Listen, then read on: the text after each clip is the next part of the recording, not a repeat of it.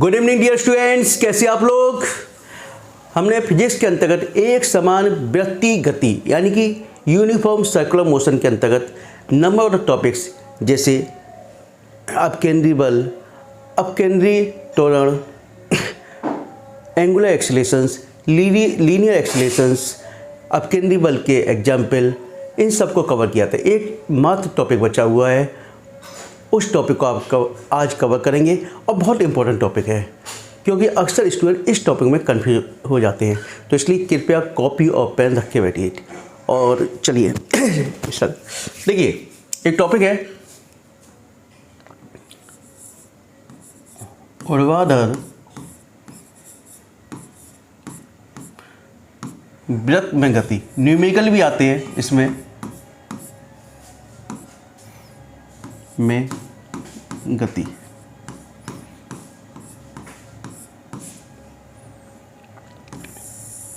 अब इसको समझेंगे थोड़ा, है ना। पहले मोशन इन वर्टिकल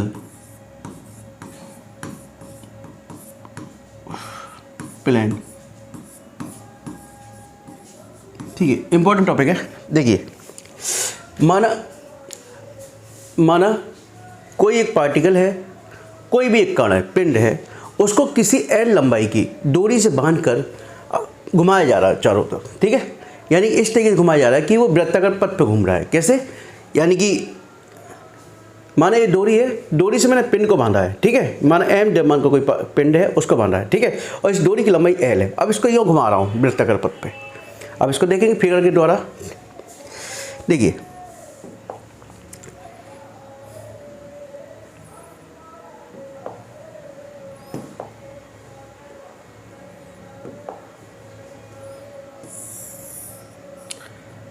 ठीक है, ये वृत्ताकार पथ है, ठीक है। अब इस पर कोई भी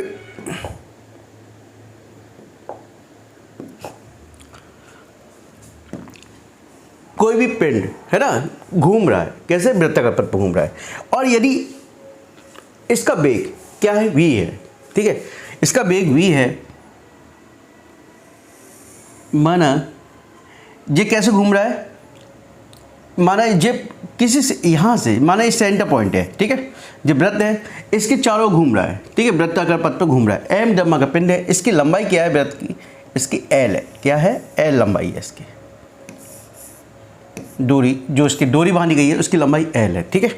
अब सपोज दैट इस समय यहाँ बिंदु पी पर है। किस पे है? बिंदु पी पर है। और बिंदु पी पर इसका वेग कितना है? बी। यानी एक स्पर्श करते हुए बिंदु P पर इसका वेग b है। स्पर्श करते हुए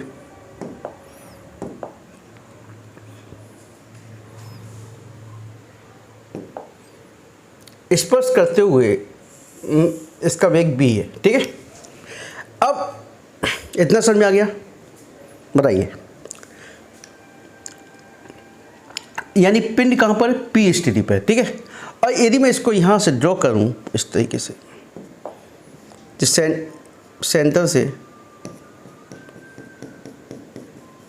ठीक है। अब यह पिंड इससे क्या थीटा एंगल बनाता है? क्या बनाता है? Theta angle. माना ये केंद्र से यहाँ पर थीटा एंगल बना रहा है और P क्या है?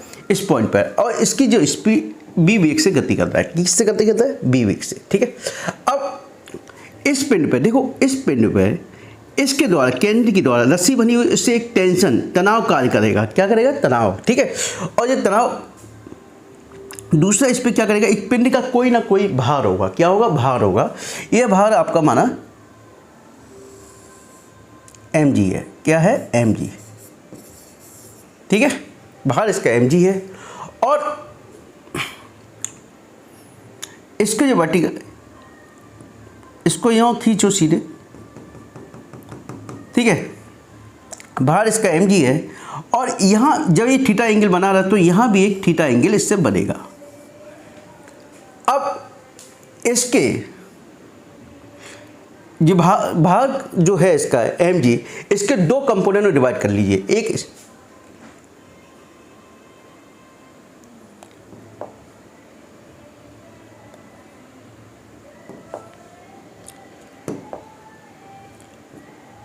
इसको ये सीधे चला गया,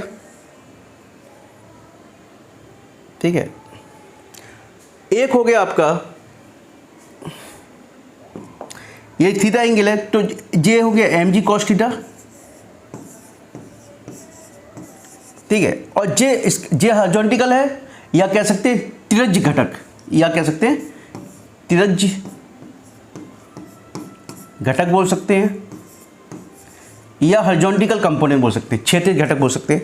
और जबकि इसको क्या बोल सकते हैं, जे टेंजेंशियल यानी स्पर्श घटक, या इसका जो घटक होगा, जे नहीं इसकी बात कर रहा हूँ मैं, यानी कि इससे जो परपेंडिकुलर में यहाँ से खींचा है इसको हम स्पर्श घटक बोलते हैं, है ना, या बोल दें लंबवत घटक। जे हो गया एम जी साइन थीटा। इतना समझ में आ गया? नहीं आया? इतना समझ लो, बाकी सब बड़े आराम से हो जाएगा। इसको देखिए यहाँ पर पी कंपोनेंट है, तो मैं यहाँ से यहाँ तक के इसको ड्रॉ करते हैं, ठीक है। ठीक है, अब देखिए सिंपल। अब देखिए इस पे जो जे एम जी कॉस थीटा हो गया, यहीं पे लिख दो इसको, एम जी कॉस थीटा लिख दो इसको, या तो ये लिखा हुआ है ना, यही इसी को मैंने यहाँ लिख दिया। जस्ट ठीक है, जे एम जी कॉस थीटा लिख दिया मैंने।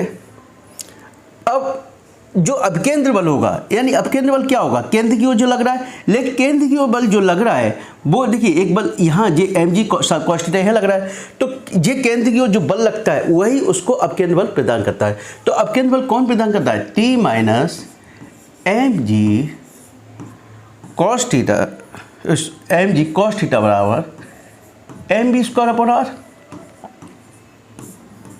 ठीक है। इतना आ गया। अब देखिए मैं इसके 3 पॉइंट डिवाइड कर रहा हूँ, है ना। एक इसका जिस सेंटर पॉइंट हो गया, इसको सी मान लो, सी मान लिया इसको, है ना, सेंटर पॉइंट को। ए से बी मान लिया मैंने, इसको ए मान लिया, ठीक है।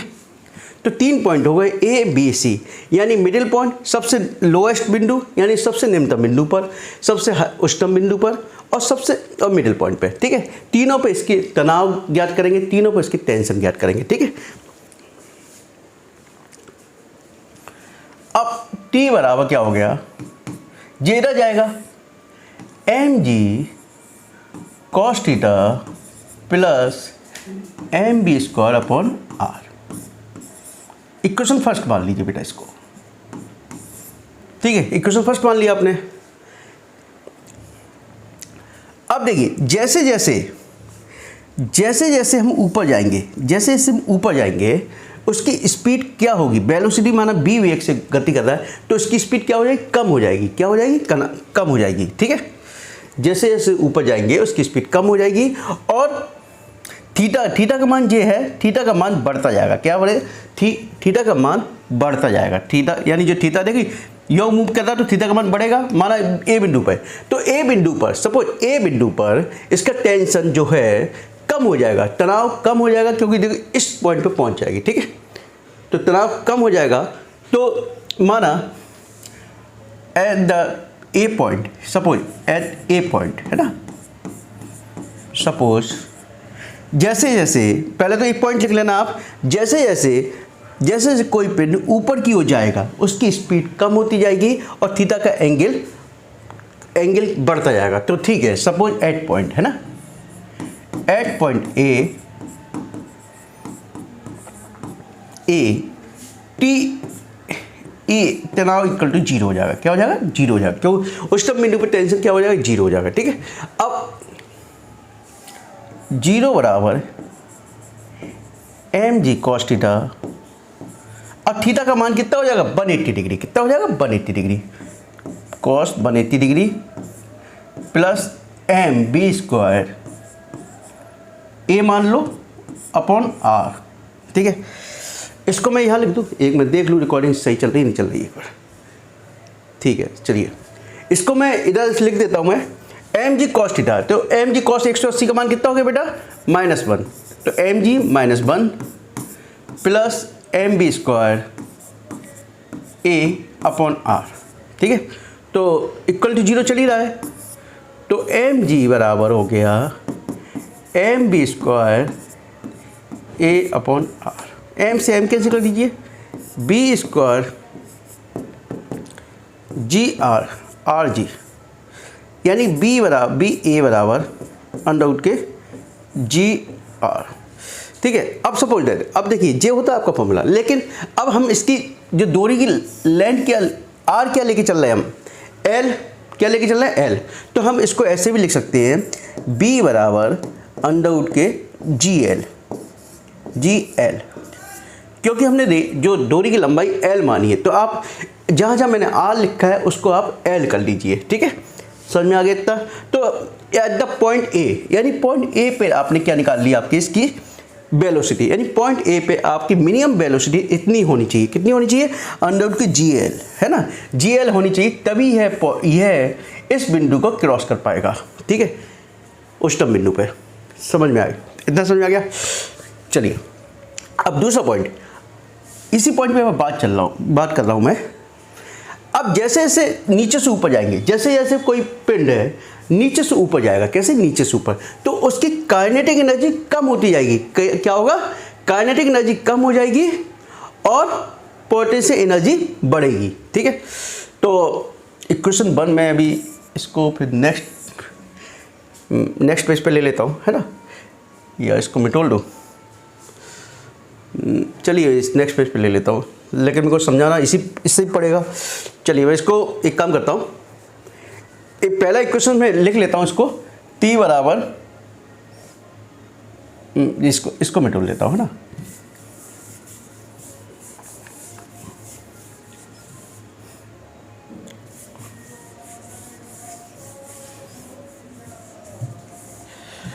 इस इक्वेशंस को मैं यहाँ लिख देता हूँ, t बराबर mg cos theta plus M B square upon are.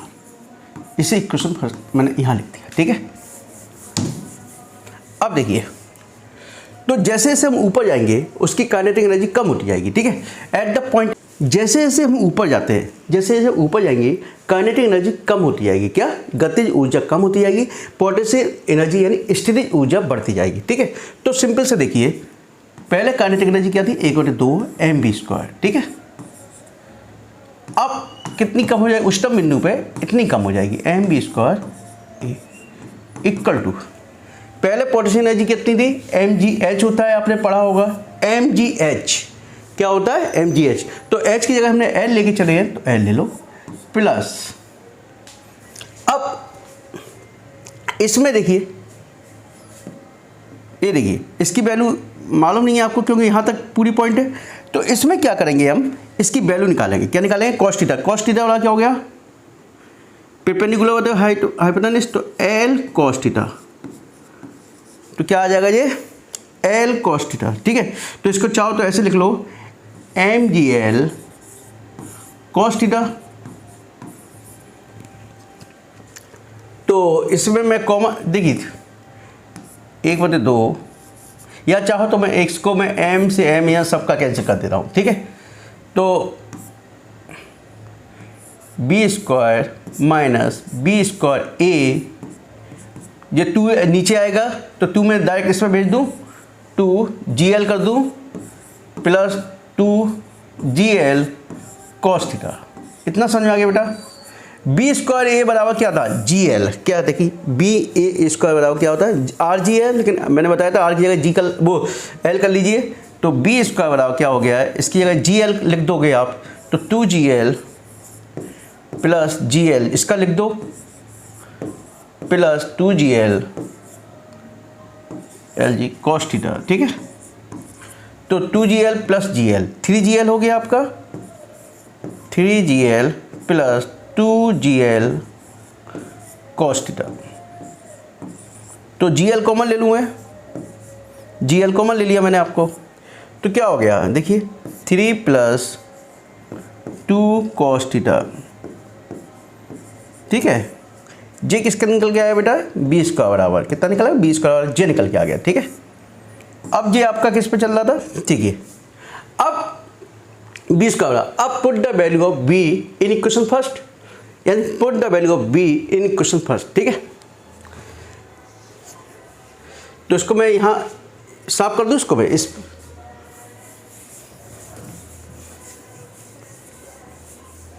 इसको इसमें रख रहा हूँ। टी बराबर एम जी cos theta plus M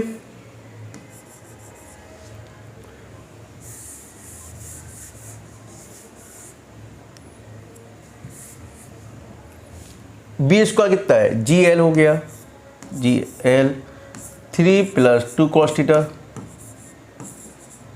theta upon r की जगह जी, आर की जगह एल कर लीजिए आप, एल से एल कैंसिल कीजिए आप, तो टी बराबर एम जी कॉस थीटा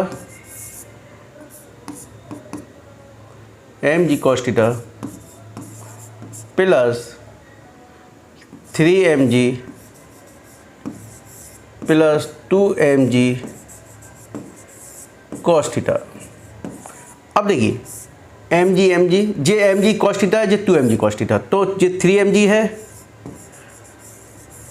और जे प्लस 3mg कॉस थीटा। अब 3mg इसमें से कॉमन ले लीजिए आप,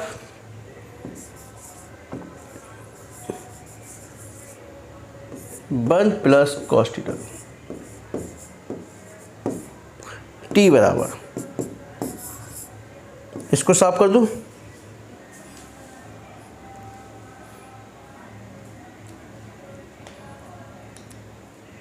ठीक है। अब देखिए टी बराबर जी आ गया 1 + cos थीटा, यानी दो इक्वेशंस मेरे पास निकल के आई हैं। टी बराबर 3mg 1 + cos थीटा और बी स्क्वायर बराबर GL और 3 + 2 cos थीटा। तो ये इक्वेशन दोनों, ये दोनों इक्वेशंस में लिख लेता हूँ, बाकी सब साफ कर देता हूँ। क्या कर देता हूँ, साफ कर देता हूँ। देखिए इसको मैं साफ कर देता हूँ।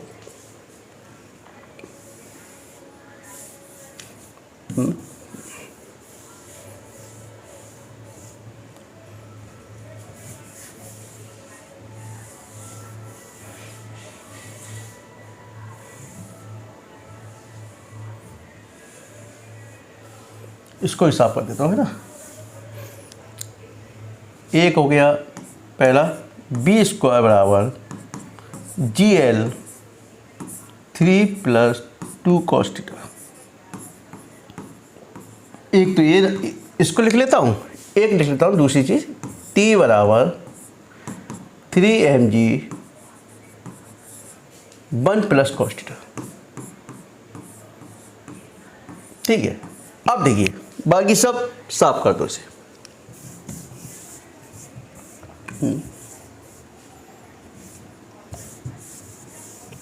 ठीक है। अब इसको देखिए, अब मेन चीज़ क्या है, मेरे पास 3 पॉइंट थे आपके, ए बी सी। अब एट पॉइंट बी, यानी वेलोसिटी निकाल रहा हूँ एट पॉइंट बी पे, पहले बी पे निकाल रहा हूँ। किस पे निकाल रहा हूँ, velocity B at point A, ठीक है। तो सॉरी सी, बी है, बी यानी लोएस्ट बिंदु पे, निम्नतम बिंदु पे। तो थीटा बराबर क्या होगा, जी 0 डिग्री है, यहाँ पे क्या होगा, थीटा बराबर 0 डिग्री, ठीक है। तो बी इसका बराबर GL प्लस 3 + 2 cos थीटा का मान कितना हो गया, 0 डिग्री, कितना हो गया, 0 डिग्री।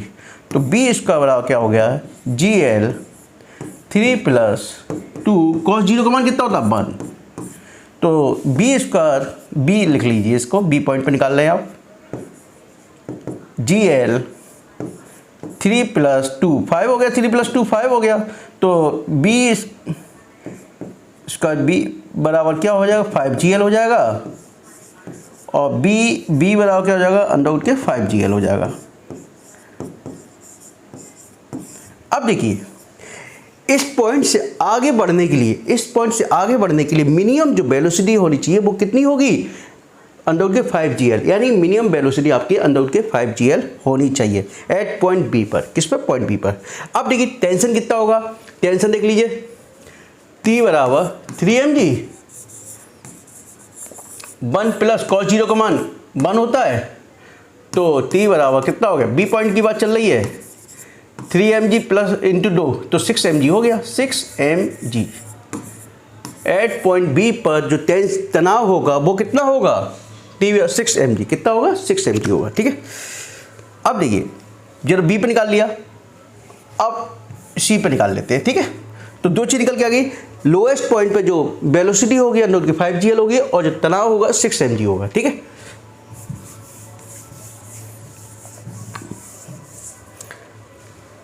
अब इस पॉइंट पे सी, अब देखिए सेंटर से कितने 90 डिग्री का बन रहा है, कितना पॉइंट सी पे देखिए कितने का एंगल बन रहा है, 90 डिग्री का। तो ठीक है, तो 20 का बराबर 20 का C point GL 3 plus cos theta क्या है 90 डिग्री, है ना बेटा। तो 20 square C equal to GL 3 plus cos 90 0। तो 20 स्क्वायर सी बराबर GL इंटू 3 का 2 तो 3GL। तो 20 स्क्वायर बी सी स्क्वायर हटा दो, B C equal to under के 3GL। यानी कि इस बिंदु को क्रॉस करने के लिए मिनिमम जो आपकी स्पीड होगी कितनी होनी चाहिए, अंडर के 3GL, तभी इस पॉइंट को क्रॉस कर पाएंगे, ठीक है। अब देखिए इसमें टेंशन कितनी होगी, यहाँ पर T बराबर क्या होता है 3 mg 1 प्लस कॉस 90, है ना, ठीक है। कॉस 90 की वैल्यू 0, T बराबर कितना हो गया 3 mg 1 प्लस कॉस 90 0। T बराबर 3 mg।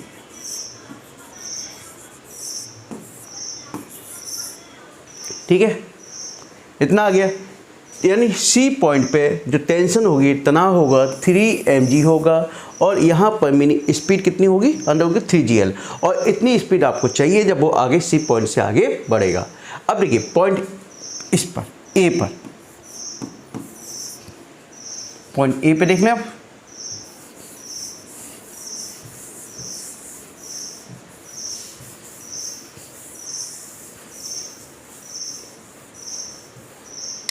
अब देखिए बी स्क्वायर ए पॉइंट पे GL, ए पॉइंट पे आपका कितने का एंगल बनना है, देखिए 180 का बनना है, GL 3 प्लस 2 कॉस 180। तो GL 3 प्लस कॉस 80 का मान कितना होता है -1, तो इंटू -1, ठीक है, समझ में आ गया। कॉस 180 का कितना होता है -1, तो GL 3 - 2 कितना हो गया 1। तो बी बराबर कितना होना चाहिए, ए पॉइंट पे कितनी होगी अंडर के GL, जब हमने स्टार्टिंग में भी निकाला था। तो स्टार्टिंग यानी कि आप को पास, यानी कि यहाँ पे कोई पार्टिकल मूव कर रहा है तो इसकी स्पीड मिनिमम अंडर के GL होनी चाहिए, अन्यथा वह इस बिंदु को क्रॉस नहीं कर पाएगा, अन्यथा वो इस पॉइंट को क्रॉस नहीं कर पाएगा।